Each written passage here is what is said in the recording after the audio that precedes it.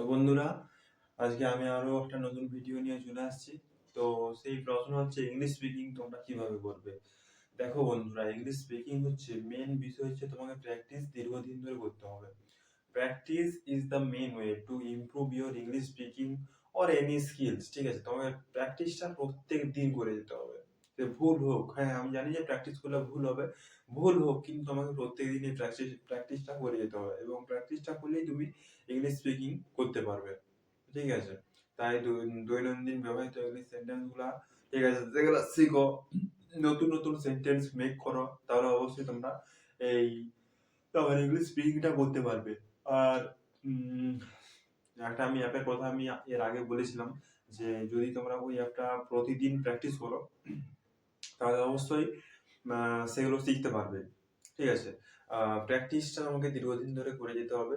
আর English speaking ওখানে আধ ঘন্টা করে প্রত্যেকদিন 30 মিনিট ফ্রি দেয়, তো সেটা যদি তোমরা প্র্যাকটিস করো অবশ্যই তোমরা ইংলিশ স্পিকিং করতে পারবো। আমি বলবো যে আধ ঘন্টা যেটা ইংলিশ মানে প্র্যাকটিস করে দিচ্ছে, এটা এনাফ টাইম। ঠিক আছে, যথেষ্ট টাইম প্র্যাকটিস করার জন্য। তাই ওটা প্র্যাকটিস করো, অবশ্যই তোমরা ইংলিশ স্পিকিং করতে পারবে। আর আর হচ্ছে দৈনন্দিন সেন্টেন্স মেক করতে হবে। ঠিক আছে, ইংলিশ স্পিকিং কিভাবে করবে, তোমাদের লিসেনিং, যে তিনটা জিনিস প্রথমে করতে হবে, সেটা হচ্ছে লিসেনিং, স্পিকিং অ্যান্ড রাইটিং। ঠিক আছে, এই তিনটা জিনিস করতে হবে। মানে কোনো কিছু তোমাকে আগে শুনতে হবে। ঠিক আছে, যে অপর পাশের মানুষটা আমাকে কি বলতে চাইছে সেটা তোমাকে ভালোভাবে শুনতে হবে, এবং শোনার পর সেটা স্পিকিং করতে হবে, বলতে হবে। ঠিক আছে, অপর পাশের লোকটা বলে দিল, ঠিক আছে, যে there is a ball on the table, there is a ball on the table, মানে টেবিলের উপর একটি বল আছে। তো এটা শুনলে, ঠিক আছে, এটা যাদের অভ্যাস থেকে তাদের এটা সহজ মনে হবে, কিন্তু যাদের অভ্যাস নেই, এমন অনেক অনেক ইংলিশ আছে যাদের এরকম ইংলিশ গুলো অভ্যাস নেই, তারা ইংলিশ স্পিকিং প্র্যাকটিস করবে এবং তোমরা লিসনিং প্রবলেম শুনবে। আমি জানি এটাও অনেক আহ, মানুষ আছে যারা বিগিনার, ঠিক আছে, ইংলিশ স্পিকিং ভালোভাবে করতে পারে না, তারা এটা করবে। অবশ্যই তোমরা পারবে। লিসেনিং প্রথমে শুনতে হবে, অপর পাশের মানুষটা কি বলতে চাইছে সেটা তোমাকে আগে শুনতে হবে, দিয়ে তোমাকে স্পিকিং সেটা বলতে হবে। যদি না বলো তাহলে ভাই তোমার ইংলিশ স্পিকিং হবে না, কারণ বলাটাই হচ্ছে মেন ব্যাপার। স্পিকিং বললে এবং বলার পর যদি পারো, তো তোমাকে লিখলে একটু ভালো হয়, লিখতে হবে। যদি বাড়িতে থাকো, বাড়িতে প্র্যাকটিস করো। বাড়িতে এমন কেউ মানে যে ইংলিশে কথা বলে, সে যদি তোমার সাথে কথা বলতে চায় আর কি, সে অবশ্যই কথা বলতে পারে এবং তোমাকে লিখতে হবে সেটা, তবে সেটা মনে থাকবে অনেকক্ষণ, অনেকদিন মনে থাকবে। তো প্র্যাকটিস তোমাকে দীর্ঘদিন ধরে করে যেতে হবে। আর কি আছে, আর হচ্ছে টেন্সের ভিডিও তোমাকে দেখতে হবে। ঠিক আছে, টেন্স জানো তোমরা, টেন্স কয় প্রকার বলে দেখি। টেন্স হচ্ছে 3 প্রকার: পাস্ট টেন্স, প্রেজেন্ট টেন্স এবং ফিউচার টেন্স। এই পাস্ট, প্রেজেন্ট এবং ফিউচার টেন্সকে 4টি করে ভাগে ভাগ করা হয়েছে। যেমন past tense, past indefinite, past continuous, past perfect, past perfect continuous tense. তেমনি ভাবে প্রেজেন্ট টেন্সকে 4টি ভাগে ভাগ করা হয়েছে: present indefinite, present continuous, present perfect, present perfect continuous tense. তেমনি ভাবে ফিউচার টেন্সকেও 4টি করে ভাগে ভাগ করা হয়েছে। কি কি? Future indefinite, future continuous, future perfect, future perfect continuous tense. তো এইভাবে আমাদের এই টেন্স গুলো ভাগ করে দেওয়া হয়েছে। তারপর হচ্ছে রিডিং। Reading 5 to 10 page. ঠিক আছে, প্রত্যেকদিন তোমাকে 5 থেকে 10টা পেজ পড়তে হবে। 5টা পেজও পড়তে পারো, মোটামুটি 5টা পেজ পড়তে হবে, মিনিমাম 5টা পেজ পড়তে হবে, এবং এর বেশি পড়তে পারো।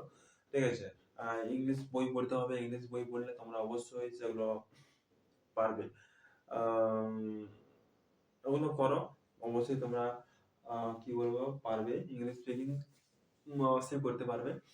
তাই দৈনন্দিন ব্যবহৃত সেন্টেন্স গুলো শিখে নাও। তোমরা ইউটিউবে এরকম অনেক ভিডিও পাবে, যেখান থেকে দৈনন্দিন সেন্টেন্স কিভাবে মেক করতে হয়, সকাল থেকে ঘুম থেকে ওঠা থেকে রাত্রিবেলা শোয়া পর্যন্ত কিভাবে ইংলিশ সেন্টেন্স মেক করতে হয়, সেটা ইউটিউবে এরকম অনেক ভিডিও পাবে, সেগুলো দেখলে তোমরা অবশ্যই শিখতে পারবে। আর হচ্ছে প্র্যাকটিস করে যেতে হবে, দীর্ঘদিন ধরে প্র্যাকটিস করে যেতে হবে। প্র্যাকটিস করার জন্য তোমাকে টাইম ম্যানেজমেন্টটা জানতে হবে। টাইম ম্যানেজমেন্ট একটা স্কিলস। ঠিক আছে, সত্যি কথা বলতে টাইমকে কেউ কোনোদিন ম্যানেজ করতে পারে না। টাইম তার নিজের মতো করে চলে, আমরা কিছুই করতে পারবো না টাইমের সাথে। আমরা কি করতে পারি, আমাদের যে দৈনন্দিন কাজগুলো সেগুলো ম্যানেজ করতে পারি। মানে তোমাকে একটা টু ডু লিস্ট বানাতে হবে প্রত্যেকদিন, যে প্রত্যেকদিন রাত্রেবেলা যে আগামীকাল আমি কি কি কাজ করবো তার একটা লিস্ট বানাতে হবে। এবং টাইম ম্যানেজমেন্টে তুমি যদি মাস্টার হও, তাহলে তুমি সব কাজই করতে পারবে এবং অন্যদের থেকে অনেকটা এগিয়ে থাকবে, ঠিক আছে। তাই টাইম ম্যানেজমেন্টটা যে কোনো স্কিলস, ঠিক আছে, শেখার জন্য খুবই ইম্পর্টেন্ট একটা জিনিস। এটা আগেই তোমরা শেখো, অবশ্যই তোমরা অনেক কিছু এর থেকে শিখতে পারবে, জানতে পারবে। তাই এগুলা, ঠিক আছে, এই লিসেনিং, স্পিকিং, রাইটিং এগুলা শিখতে হবে, টেলিভিশন ভিডিও দেখতে হবে, রিডিং 5 to 10 পেজ প্রত্যেকদিন এটা পড়তে হবে, ঠিক আছে। এইগুলা করতে পারলেই ব্যাস তুমি সব কাজেই করতে পারবে, ইংলিশ স্পিকিংটা ভালোভাবে করতে পারবে, ঠিক আছে। এটা হচ্ছে তোমার ট্রাভেল শুটিং চার্ট, ঠিক আছে। এই তিনটা, 1 নম্বর, 2 নম্বর, 3 নম্বর, এটা travel shooting chart. Travel travel shooting chart, travel shooting chart, ঠিক আছে। এটা তোমাকে প্রত্যেকদিন করতে হবে, travel shooting chart English speaking করার জন্য। আর আমি যে একটা বলেছি সে একটা অবশ্যই সেটা প্র্যাকটিস করবে, সেটা হচ্ছে সিভি অ্যাপ্লিকেশন, ঠিক আছে। ওই একটা প্র্যাকটিস করো, প্রত্যেকদিন আধ ঘন্টা 30 মিনিট ফ্রি দেয়, বা তোমরা সাবস্ক্রিপশন করা যায়, সেখানে সাবস্ক্রিপশনও করতে পারো, এবং সেই সেন্টেন্সগুলো তোমরা শিখতে পারো ওখান থেকে। সেন্টেন্সগুলো তোমরা প্রত্যেকদিন ওখান থেকে শিখতে পারো, ওখান থেকে প্র্যাকটিস করতে পারো, ঠিক আছে। বিভিন্ন ধরনের সেন্টেন্স ওখান থেকে তৈরি করতে পারবে ওই সিভি অ্যাপ্লিকেশনের মাধ্যমে। আর সাবস্ক্রিপশন করলে তুমি এখানে আনলিমিটেড, তুমি ওখানে ওই অ্যাপটা ব্যবহার করতে পারবে, ঠিক আছে। আজ এই পর্যন্তই বন্ধুরা, গুড নাইট।